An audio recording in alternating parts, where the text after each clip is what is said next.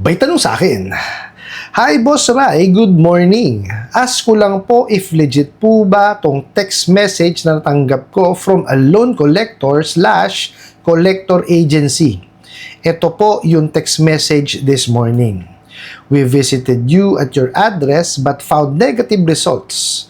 This is considered misinformation and may be treated as an intent to defraud. Please be informed that we will visit you at your workplace to exclude your name from this visit. Settle your outstanding balance today to avoid any inconvenience. Thank you. Hi, good day. May I request a restructured payment agreement for my loan balance? I would appreciate the opportunity to discuss a more manageable payment plan. Thank you. Also, I am no longer connected with my company. I recently resigned due to my pregnancy. Good day. Expect our official summon to issue your court order bench warrant exactly 3 p.m. June 9, 2026. Together with sheriff team to issue writ of preliminary attachment to garnish your real and personal properties at your residence venue. Please be informed for your voluntary surrender to avoid commotion at your area. This is regarding to your unpaid obligation. Alright, napakagandang mensahe po nito, pero bago ho natin sasagutin, imbitahan ko ho muna sana kayo na pakisuportahan po sana ang aking mga social media accounts sa YouTube, Facebook, and TikTok. Sa video po natin, no, papatunayan natin na inconsistent magpadala ng mensahe itong mga bugo katabusadong online lending apps na to. Pero bago ho yan, disclaimer po muna, hindi po ako abogado. Ako po yung maniningil. Lahat po na sinasabi natin sa ating mga video is based on my experience at syempre po sa ating pong pagsaliksik at pagtatanong sa mga kaibigan po nating abogado. At isa pa po, hindi ko po kinukonsente ang hindi pagbabayad ng utang dahil ang utang ay responsibilidad at obligasyon na dapat po nating bayaran. Ang hindi po ako pabor ay doon sa maling pamamaraan ng pautang at maling pamamaraan ng paniningil. Sagutin po natin yung pinadala nyo pong mensahe. Nakita nyo naman or napanood nyo naman, di ba?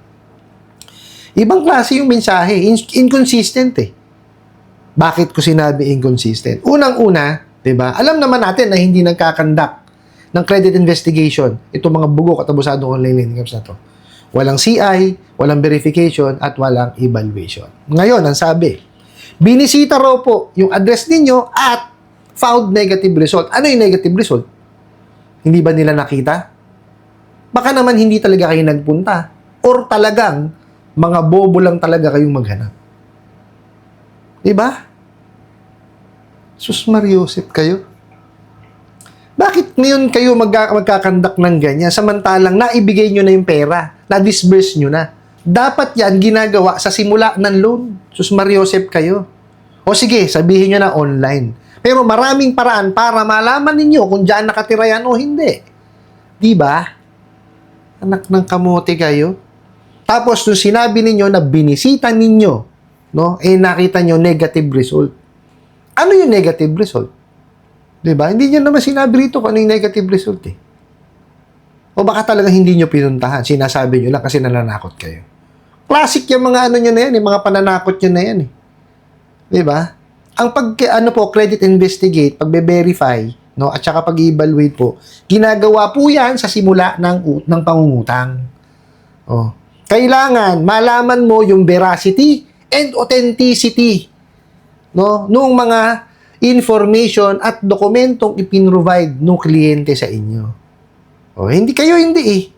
Malaman nyo pala yung pangalan, tsaka yung cellphone number, di-disburse nyo na. Asan ang credit investigation, verification, at evaluation doon? Sige nga. Mariosep. Tapos, ito pa. Sinabi nyo, considered daw yan as misinformation and may be treated as an intent to defraud. Bugok, di nyo lang nakita, fraud na agad? Anak ng kamo. Baka talagang hindi lang kayo marunong maghanap or talagang hindi naman kayo naghahanap. Diba? Sira ulo kayo. Tapos, eto pa. Lagi nyo sinasabi to eh. Please be informed that we will visit you at your workplace. Bakit? Diba? Ganun kayo ka-close nung kliyente ninyo? O pumayag ba yung kliyente nyo na pumunta ng workplace? Okay?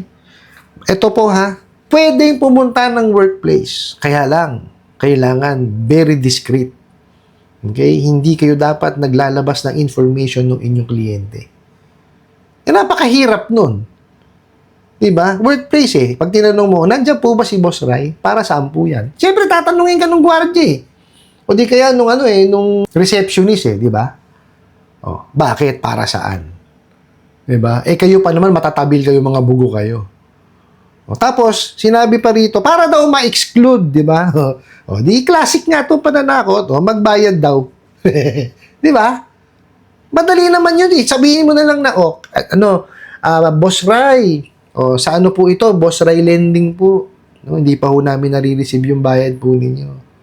Maaari po bang, gawan nyo po ng paraan para mapabayaran po. Hindi yung ganyan. Yung teteng. O, ito pa. Sumagot po or nag-reply yung kliyente. Di ba?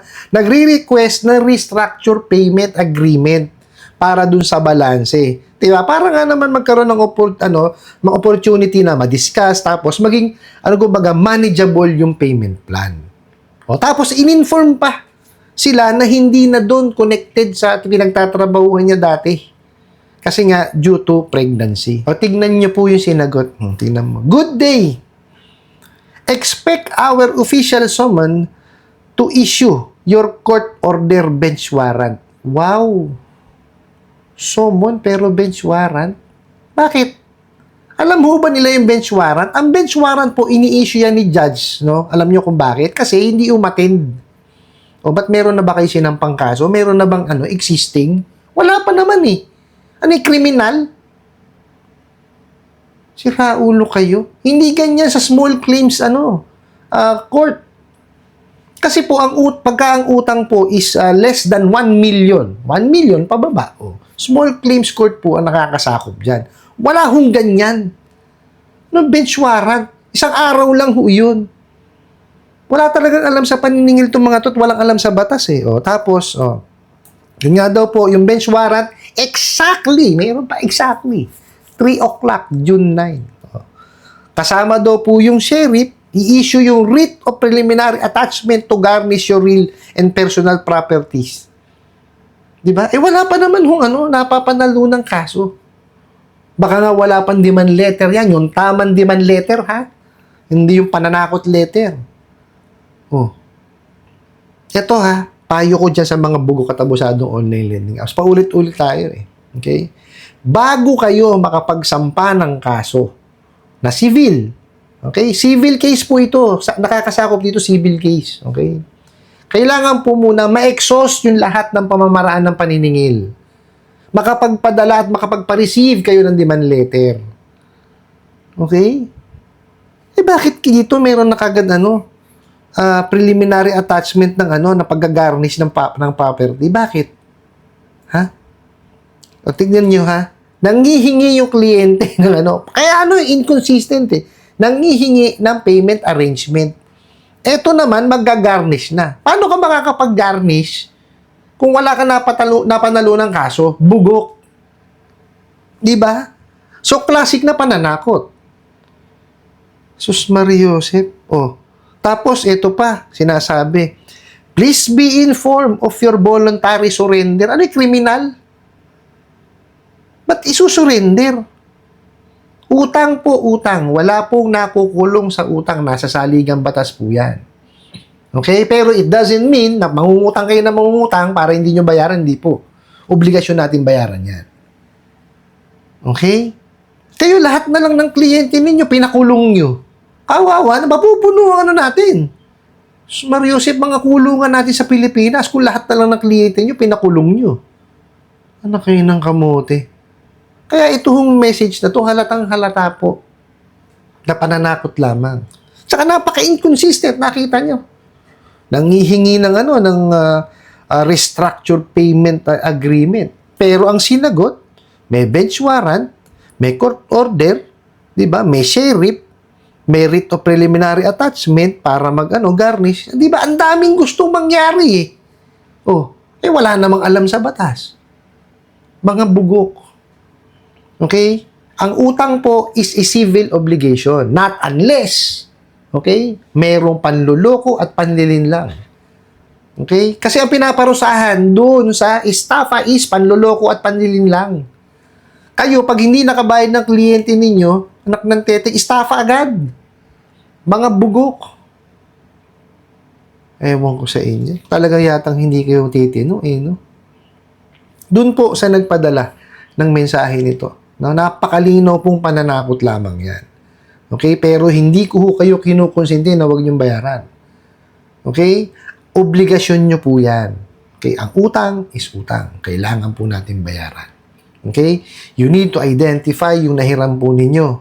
Kasi, eto po napapansin ko po na yung mga nagpapadala ng mensahe, itinatanong sa akin kung legitimate or not. Hindi po. Bago kayo manghiram, alamin nyo muna kung legitimate or not yung inyong hihiraman. Okay? Regardless kung OLA yan, kung lending or financing or bangko. Okay? Madali lang naman po yan.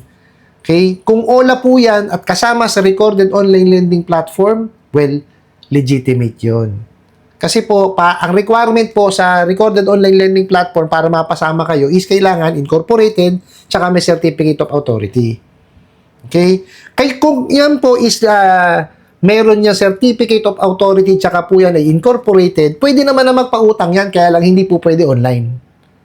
Okay? Para po makapagpautang online, fully online, lahat po online, kailangan kasama sa recorded online lending platform. Okay po? Ngayon, eto po, pagka yan illegal, hindi rehistrado, kung magkano po yung disburse, yun lang po ang bayaran natin. Now, kung yan legitimate, kagaya po nung ginawa po ng kliyente dito, no, na nagpadala ng mensahe, nanghihingi po ng payment arrangement. Okay? Definitely yan, meron naman yan. Okay, kaya lang sabi ko nga sa inyo, iba-iba ho kasi ng policy yan. And hindi po porket legitimate o rehistrado, matino na, hindi po.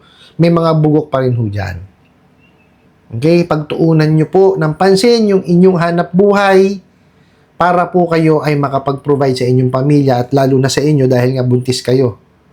Okay? And, syempre, para mabayaran natin yan, makapag-ipon kayo at mabayaran natin yung utang natin. Ulitin ko po, obligasyon po natin yan. Okay? Utang is utang. Regardless kung yan ay nangaharas o hindi. Kung kayo hinaharas at winawalang niya, mag-complain po tayo sa SEC, sa NPC, sa BSP, PNP, NBI, at sa PAOK. Regardless po kung legal or illegal, kailangan po natin silang i-complain para pumaparusahan yung mga bugok na yan. Ano po? I hope nasagot ko po itong katanungan na to at sana po'y makatulong. Maraming salamat po sa inyong walang sawang pagsuporta at panonood sa aking mga video. Maraming salamat po sa inyong pag-like, pag-share, pag-comment at pagtatanong. And kunin ko na rin po itong opportunity na to na imbitahan po sana kayo na pakisuportahan po sana ang aking mga social media accounts sa YouTube, Facebook, and TikTok. Hanggang sa muli po. Yun lang!